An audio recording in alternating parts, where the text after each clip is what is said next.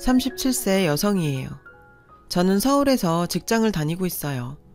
이혼한 지는 5년 정도 되었죠. 저와 전 남편은 입사 동기였어요. 우린 입사 면접 때 앞뒷번호로 처음 만났죠. 훤칠한 키에 준수한 외모, 그리고 중저음 목소리가 아주 일품이었죠. 저 사람이랑 같이 이 회사에 붙었으면 좋겠다 생각을 하면서 면접실에 들어갔던 기억이 나네요. 부끄럽지만 잠깐 제 자랑을 하자면 저는 토익 점수도 꽤 높고 평소에 똑 부러진다는 소리를 자주 들었어요. 그날 면접은 조금 긴장은 됐지만 평소 하던 대로 하자고 자기 최면을 걸었던 게 효과가 있었는지 전 취업에 성공할 수 있었죠. 그리고 첫 출근하는 날 제가 바라던 대로 남편도 취업에 성공해 입사 동기가 되었어요. 우린 교육도 같이 받고 점심도 같이 먹으며 친해질 계기가 많았어요. 활달하고 욕심 많은 저에 비해 남편은 착하기만 할 뿐 모든 것이 조금 무른 사람이었어요. 당시 저는 나쁜 남자 스타일하고만 연애를 했었는데 하도 그런 남자들에게 배신을 당해서인지 오히려 무른 남편한테 매력을 느끼게 되었죠. 남편도 자기와 다르게 활발하고 애교도 많은 제가 마음에 드는 눈치였고요. 운이 좋게 같은 부서로 첫 근무를 하게 되어 함께하는 시간이 많아지니 우리는 누가 먼저랄 것도 없이 서로를 챙겨주며 자연스럽게 연인 사이가 되었어요. 저는 착하고 배려심 많은 남편의 모습에 매일매일 설레고 행복한 날을 보냈어요. 하지만 그런 와중에도 조금 걱정되는 부분이 있었는데 이러니 저러니 해도 신입사원 둘이 눈 맞았다고 하면 회사에서도 문제가 될 테니 그 부분이 걱정이었죠. 그래서 저는 남편에게 우리 이렇게 딱 1년만 비밀로 만나고 그 뒤에 회사 사람들한테 말하자 라고 말했고 남편은 제가 원하면 자기는 무조건 따른다며 알겠다고 했어요. 같은 말도 참 예쁘게 하는 남편을 보며 그동안 제가 해온 연애는 연애도 아니었다는 생각이 들 정도로 저는 남편의 매력에 푹 빠져버렸어요. 하지만 그런 착하고 고마운 남편에게는 치명적인 단점이 하나 있었는데 바로 욕심이 없다는 거였죠. 어떻게든 능력을 인정받아 빨리 승진하고 싶은 저와 다르게 남편은 이래도 좋고 저래도 좋다며 늘 남 좋은 일만 하지 뭐예요. 제가 보기엔 선배들이 이용하는 게 뻔한데도 말이에요. 그래서 저는 퇴근 후 남편한테 그랬어요. 자기야, 내가 전에도 말했지? 자기가 계속 이렇게 순순히 다 알겠다고 하면 남들 하기 싫은 뒤치다꺼리만 하다 자긴 승진도 못해. 자긴 승진하기 싫어? 저는 마치 성적 가지고 잔소리를 하는 엄마처럼 남편을 자극했어요. 그런데 이 착한 남자는 오히려 저에게 뭘 그렇게 성을 내냐며 자긴 괜찮다고 말하더군요. 남편은 장점이 많은 사람이지만 하나 있는 단점이 너무 커서 전 하루에도 수십 번씩 천불이 올라왔죠. 그러던 어느 날 여자 휴게실에서 대리님이 통화하는 소리를 듣게 됐어요. 나 요즘 야근할 일 없잖아. 나 대신 따까리 해줄 사원이 하나 있거든. 그러니까 걱정하지 말고 오늘 집합해. 집에 일 있다고 말하면 다 된다니까. 내가 요즘 회사 다닐 맛이 난다. 와, 정말 너무 얄미워서 머리채라도 잡고 싶더라고요. 그래서 억울하면 승진하라고 하나 봐요. 어떻게 제가 옆에 있는데 그런 말을 할 수 있나 기가 찼어요. 분명 통화 속 따까리는 제 남편이 틀림없었죠. 저는 얄미운 마음에 대리님을 삐딱하게 쳐다봤죠. 그런데 황당하게도 대리님이 저에게 이렇게 말하는 거예요. 방금 들은 건 못 들은 걸로 해. 내가 선배로서 하나 조언하는데 회사에선 들어도 못 들은 척, 봐도 못 본 척 하는 거야. 만약에 동기랍시고 허튼 짓 했다간 이젠 이종호 말고 너 시킨다. 알았어? 저는 당장이라도 네가 말한 그 따까리가 내 남자친구라고 말하고 싶었지만 어차피 같은 신입사원 처지에 저희 커밍아웃이 무슨 의미가 있겠나 싶어 애먼 입술만 물어뜯었어요. 그날 이후 저는 욕심 없는 남편을 졸라 신제품 기획안을 만들자고 했어요. 저는 곧 신규 사업이나 신제품 개발에 관한 이야기가 나올 때가 되었다고 생각했거든요. 하지만 남편은 의욕도 없었고 무엇보다 이미 여기저기서 떠맡은 업무가 많아 시간이 없었죠. 그렇게 한 달인가 두 달 뒤 제 예상대로 직급에 상관없이 신제품 아이디어를 내라는 사내 발표가 있었고, 제가 평소 따르던 팀장님은 신제품 개발을 추진할 수 있도록 업무 조정을 해주셨어요. 기회는 준비한 자가 얻는 거라고 했죠. 저는 미리 마련해 놓은 기획안을 보완해 다른 팀원보다 먼저 제출을 했고, 아직 시작조차 못한 남편의 기획안을 돕기로 했어요. 하지만 말이 돕는 거지 의욕 없는 사람을 쥐어 짜봤자 나오는 건 한숨밖에 없더라고요. 결국 남편은 기획안을 완성하지 못해서 제출할 수 없었어요. 그렇게 시간은 흘렀고 기다리던 소식이 들려왔어요. 제가 기획한 신제품이 사내 신제품 확정 3가지 중 하나로 뽑혀 저희 팀에서 신제품 개발을 추진하게 되었죠. 팀에서 가장 어린 막내 사원인 제가 선배들도 못하는 일을 이뤘다며 팀장님은 저를 추켜 세워주셨어요. 평소 존경하던 사람한테 인정을 받으니 정말 기분이 날아갈 것 같더라고요. 하지만 제가 기뻐할수록 남편의 얼굴은 어째서인지 어두워져 갔어요. 팀장님은 1년 전 이혼한 돌싱으로 대놓고는 아니었지만 종종 저만 살짝 편의를 봐주시곤 했었는데 남편은 그게 불편했던 모양이에요. 일종의 질투였죠. 그리고 나중에 남편에게 들어보니 그 외에도 한 가지 이유가 더 있더라고요. 입사 동기인 제가 신제품 개발로 실력을 인정받자 사수가 저랑 남편을 비교하며 조롱하더래요. 그래서 저는 기회는 지금이다 생각하고 남편에게 이렇게 말했어요. 거봐, 내 말 듣고 나랑 같이 기획안 준비했으면 좋았잖아. 자긴 다 좋은데 욕심이 없어서 문제야. 나중에 결혼하고 가장돼도 이럴래? 제 입에서 처음 나온 결혼 얘기에 남편은 놀란 눈치였어요. 그리고 그날 이후 남편은 일에 욕심을 내기 시작했어요. 저는 그런 남편에게 잘한다고 사기를 북돋아 주었어요. 그러던 중 팀장님께서 신제품과 관련해 제주도 출장을 가는데 함께 가자고 하시더라고요. 저희 회사에서 런칭한 요식업 브랜드가 있는데 요즘 젊은 층에게 호응을 받고 있거든요. 그중 제주도 지점은 본사에서 가장 신경을 많이 쓰고 있는 곳이었고요. 저는 당연히 따라가겠다고 말했죠. 그런데 그 모습을 본 남편은 그날 처음으로 저에게 싫은 내색을 보였어요. 그 출장 1박 2일이잖아. 다른 사람한테 대신 가라고 하면 안 돼? 여자가 겁도 없이 거길 따라간다고. 내가 생각해낸 신제품 때문에 가는 건데 왜 다른 사람한테 가라고 해? 내 말은 꼭 출장까지 같이 가야 하냔 말이야. 그것도 단 둘이. 화를 내는 남편을 보자 전 웃음이 났어요. 왜냐하면 이 남자가 나를 이렇게나 좋아하는구나 싶어 기분이 좋았거든요. 솔직한 말로 능력만 조금 갖추면 세상에 이런 남자 있겠냐 싶은 남자거든요. 그래서 전 어떻게든 이 남자를 꼭 성공시키겠다 생각했어요.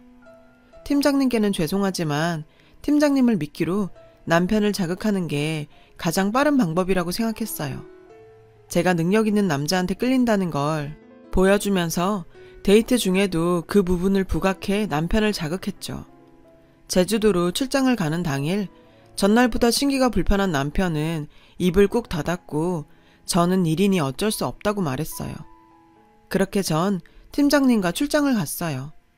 제주도에서 팀장님과 약간의 미묘한 분위기는 있었던 것도 사실이에요.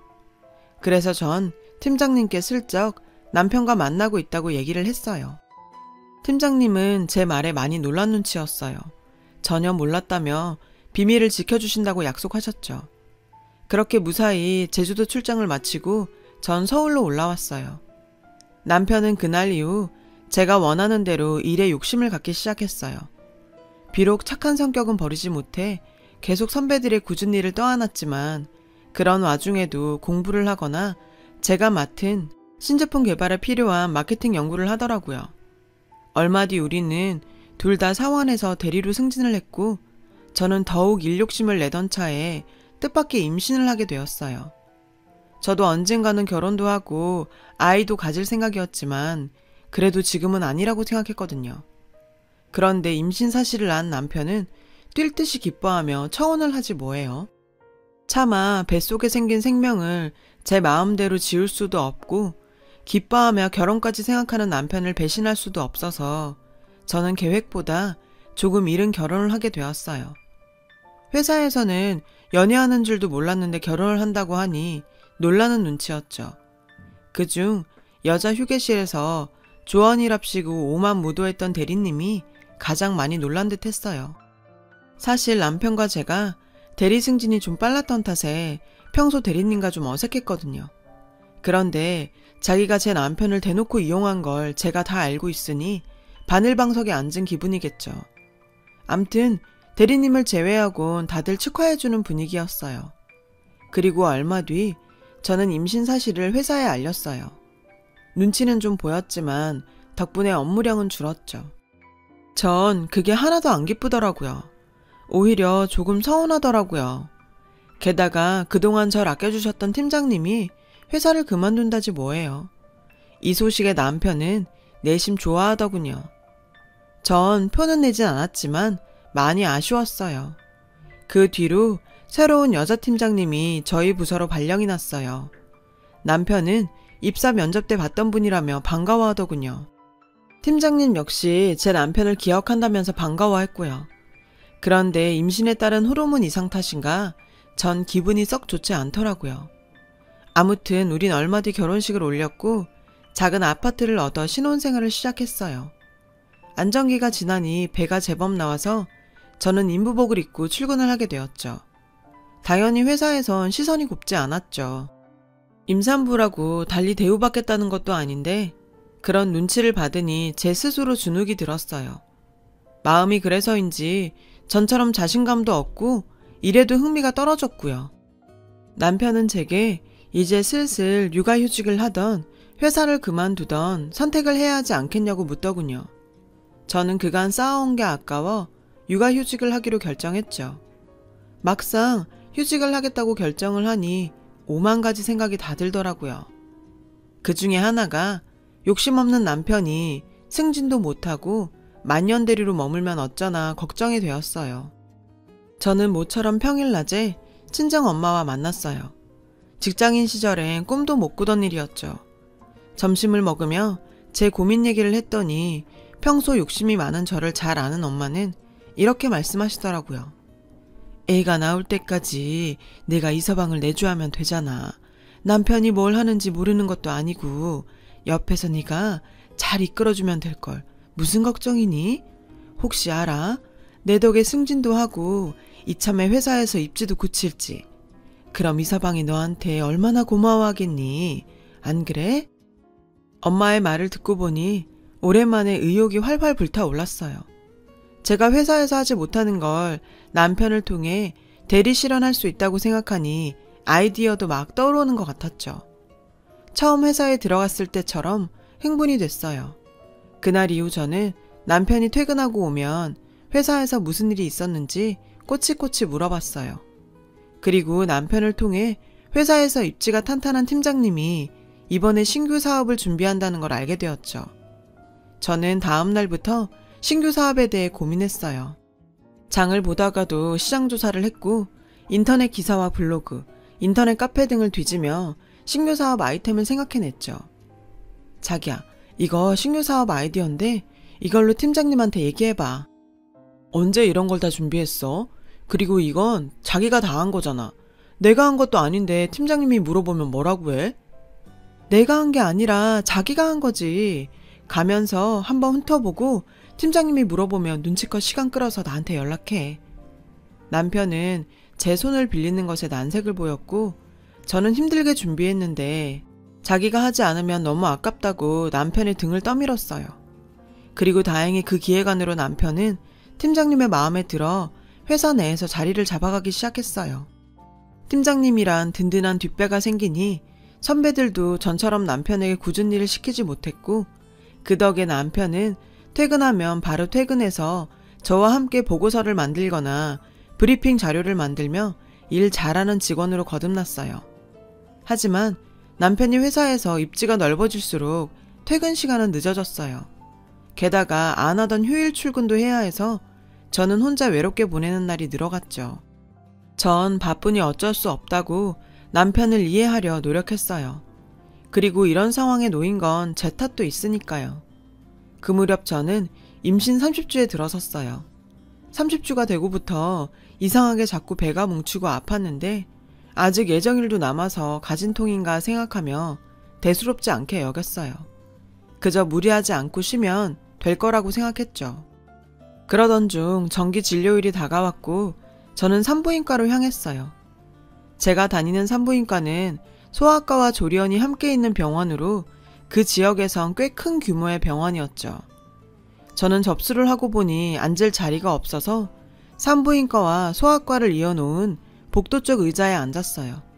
그리고 거기서 믿기 어려운 장면을 보게 되었죠. 아침에 출근한 남편이 생전 처음 보는 여자아이와 소아과 뒤편에 앉아 놀고 있었어요. 저는 닮은 사람인가 싶어 외면하려다 혹시 몰라 소아과 쪽으로 걸어갔어요. 거기서 처방전을 들고 남편에게 다가가는 팀장님과 정면으로 마주쳤죠. 저는 이게 무슨 상황인가 싶어 남편을 쳐다봤고 남편은 저를 보고 많이 당황한 기색으로 어쩔 줄 몰라 했어요. 그런데 그때 남편 옆에서 놀고 있던 여자아이가 이렇게 말하지 뭐예요. 아빠, 내일은 정말 나랑 키즈카페 가는 거지? 약속했다. 전 그 말에 놀라 다리 힘이 풀렸어요.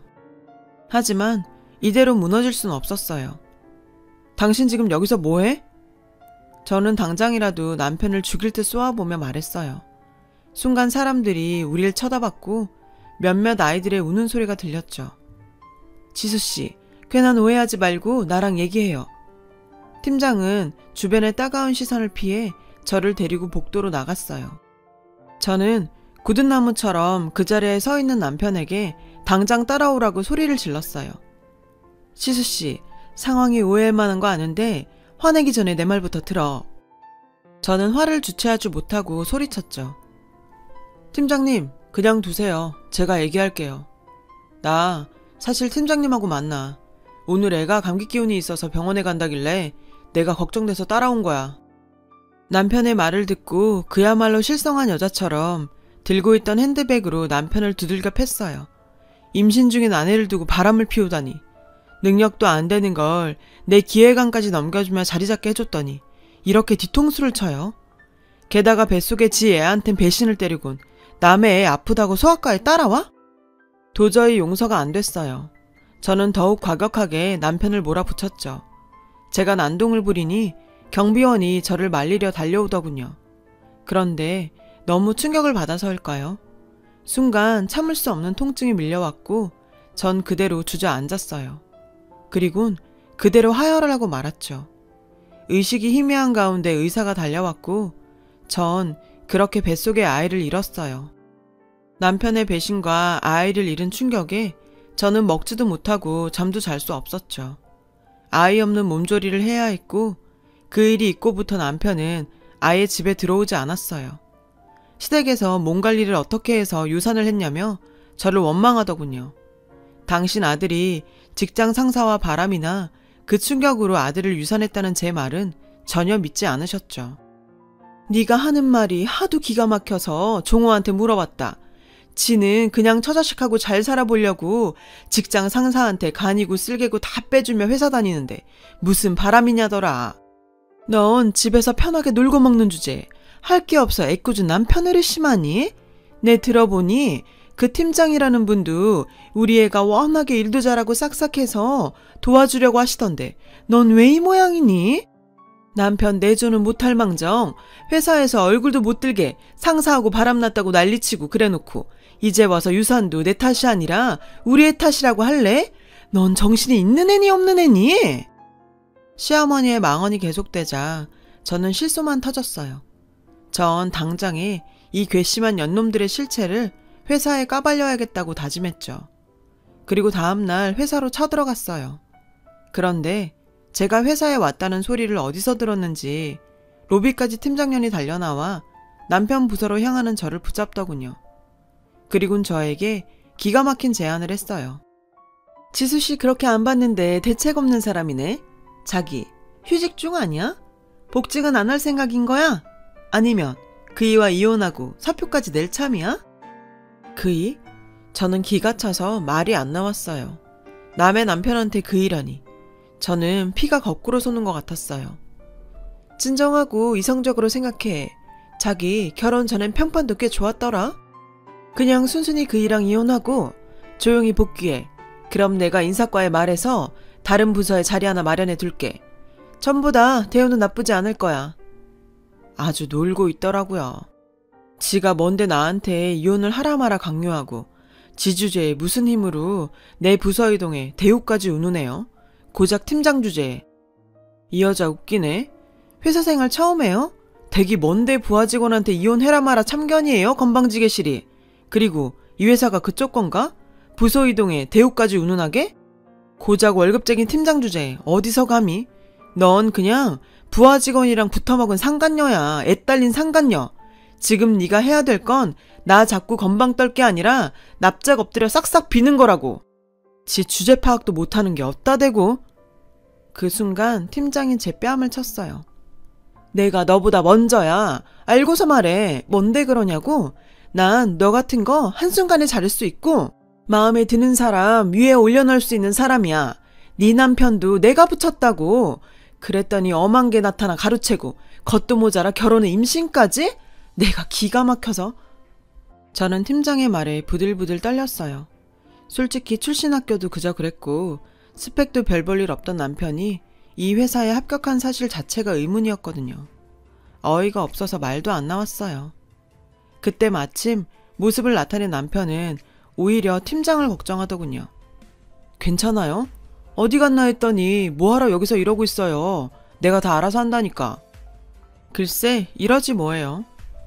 당신은 원래 이렇게 구질구질한 여자야?